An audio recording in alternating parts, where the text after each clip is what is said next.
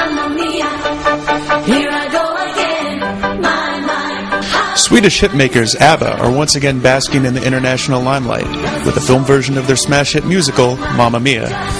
The production has energized audiences with the tale of a girl looking for her father. But the real-life story of ABBA singer Annifrid Lyngstad is also one of searching for her father, only to find that the singer's birth was actually part of a grand Nazi scheme to repopulate the earth with Aryans.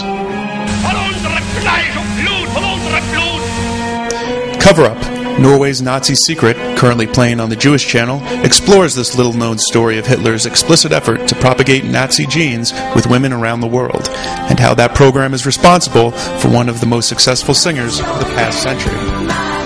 While stars like Meryl Streep and Pierce Brosnan will be singing ABBA's iconic songbook on screens across the country, the singer known as Frida will continue to struggle with her lineage.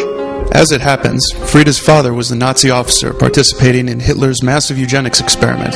Called Lebensborn, or Fountain of Life, it sought to grow the Aryan race through the selective breeding of traits that the Nazis considered desirable.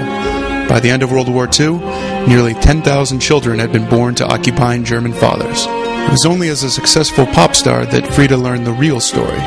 As ABBA dominated the charts with hits like Dancing Queen and Fernando during the 1970s, German magazine Bravo published a high-profile story on Frida's past as a Lebensborn child.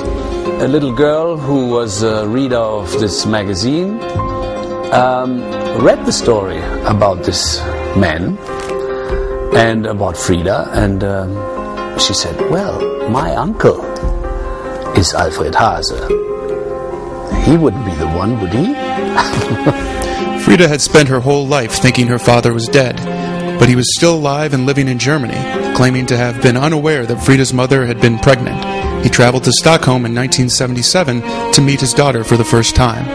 Next day Frida called me and she said, Booby, I tell you, it's really true, he is my father, because he knows all the details. We made photos, and you can even tell when you see us from the side that we have the same profile.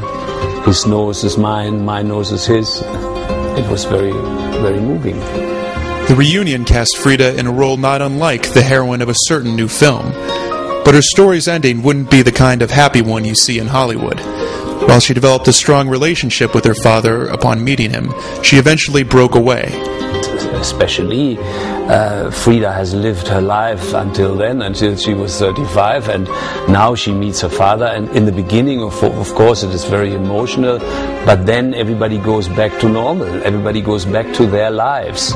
These days, Frida Lyngstad will continue to see more success, as Mamma Mia will likely propel ABBA to its greatest popularity since the band's heyday in the 1970s.